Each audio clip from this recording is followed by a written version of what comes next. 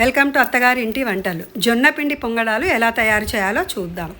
ఒక కప్పు సన్నగా తరిగింది క్యాబేజు, సన్నగా తురిమింది క్యారెట్ ఒక కప్పు, హాఫ్ కప్పు ఉల్లిపాయలు సన్నగా తరిగినవి, ఒక పెద్ద గరిటెడు పచ్చిమిర్చి కారాన్ని బట్టి వేసుకోండి, ఒక కప్పు పెరుగు, సేమ్ ఒకటే కప్తో ఇవన్నీ కొలతలు. జొన్న పిండి ఒక కప్పు, ఉప్మా రవ్వ బొంబాయి రవ్వ అంటాం కదా ఒక కప్పు, ఒక టీ స్పూన్ సోడా, పుల్లటి పెరుగు ఉంటే సోడా కొద్దిగా తక్కువ వేసుకోవచ్చును, కొత్తిమీర వేసుకోవాలి.